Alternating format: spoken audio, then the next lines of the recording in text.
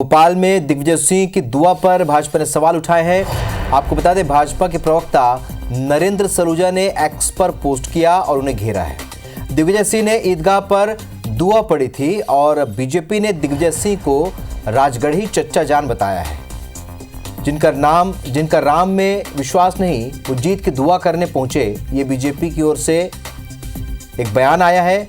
आज सुबह ईदगाह की नमाज में दिग्विजय सिंह शामिल हुए थे और राजगढ़ लोकसभा से कांग्रेस के प्रत्याशी हैं। और तस्वीर में आप देख सकते हैं, ये अल सुबह दिग्विजय ईदगाह पहुंचे थे और उन्होंने नमाज पढ़ी थी। और अब उनके इस दुआ पढ़ने पर राजगढ़ी चच्चा जान कहा है, बीजेपी ने घेरा है। राम में विश्वास नहीं, वो जीत की दुआ करने पहुंचे।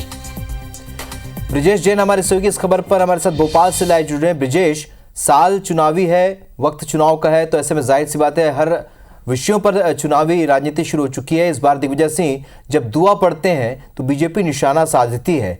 क्या कहना है बीजेपी का और इस पर कांग्रेस का क्या कहना है?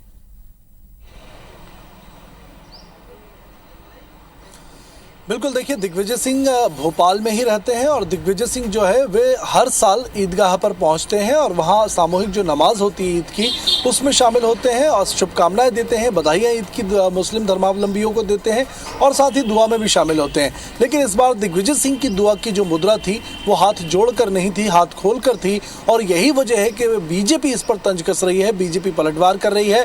दिग्विजय सिंह पर हिंदू विरोधी होने का आरोप बीजेपी जो है वो लगा रही है। नरेंद्र सलूजा ने जिस तरह एक्स पर पोस्ट किया है और लिखा है कि दिग्विजय सिंह को जो राजगढ़ी चच्चा जान बताया है, यानी कि कहीं ना कहीं मुस्लिम हितैषी बीजेपी दिग्विजय सिंह को करार दे रही है। और ये भी लिखा है साथ कि जो राम के विरोधी हैं वो अपनी जीत के लिए अब जो है वे दुआ करने पहुंचे हैं। यानी कहीं ना कहीं यहाँ पर राम मंदिर से भी जोड़ा गया है पूरा मामला और दिग्विजय सिंह पर हिंदू विरोधी होकर मुसलमानों का पक्ष लेने का जो है, उनके वोट बैंक और सहानुभूति बटोरने का आरोप जो है वो बीजेपी लगाती हुई नजर आ रही है। हालांकि अभी अभी कांग्रेस का भी बयान सामने आया है। कांग्रेस ने सफाई दी है और कांग्रेस के मीडिया विभाग के उपाध्यक्ष भूपेंद्र सिंह ने कहा है कि पहले पूर्व मुख्यमंत्री शिवराज सिंह चौहान जब मुख्यमंत्री थे तब वे भी वहां दुआ करने जाते थे, मुस्लिम धर्मावलंबियों को शुभकामनाएं बधाई देने जाते थे। इसके अलावा आरएसएस के पुराने जो पूर्व चीफ हैं केजी सुदर्शन, वो भी जो है वे एक बार ईदगाह पर इसी तरीके से मुस्लिमों के बीच पहुंचे थे। तो बार पलटवार का दौर यहाँ पर जारी है। दिग्विजय सिंह की जो मुद्रा थी दुआ पढ़ने की, जो शामिल होने की कार्यक्रम में बधाइयां देने का जो तरीका था, वो बीजेपी को रास नहीं आ रहा है और इसीलिए राजगढ़ में भी अब बीजेपी जो है वो तैयारी कर रही है कि तेजी से इस वीडियो को विस्तारित करके प्रसारित करके और दिग्विजय सिंह को किसी तरह हिंदू विरोधी करार दिया जाए। जी, यानी दुष्यंत, ये माना जाए कि राम मंदिर में जब कांग्रेसी नेता नहीं पहुंचे और उस तरीके से एक तरीके से वहां पे बाइकआउट जैसा कर दिया और उसके बाद जब वो इस तरीके की कार्यक्रम में जाते हैं जहां वो दुआ करते हुए नजर आते हैं, तो क्या मुख्य वजह ये माना जाए कि लोकसभा चुनाव के दौरान जनता के बीच संदेश देने की कोशिश है कि ये राम के विरोधी हैं और दुआ पढ़ने जा रहे हैं, नमाज करने जा रहे हैं? बिल्कुल, देखिए, मुझे भी यही लगता है। राजगढ़ में अच्छी खासी संख्या में जो है मुस्लिम वोटर्स भी रहते हैं और दिग्विजय सिंह ने आज जो दिग्विजय सिंह क्योंकि कोई भी काम बिना सोचे समझे नहीं करते, दिग्विजय सिंह ने आज जो मुद्रा रखी है दुआ में शामिल होने की, वो जानबूझकर मुझे लगता है रखी होगी क्योंकि इससे मुस्लिम समाज की सहानुभूति उन्हें वोट के रूप में मिल सकती है।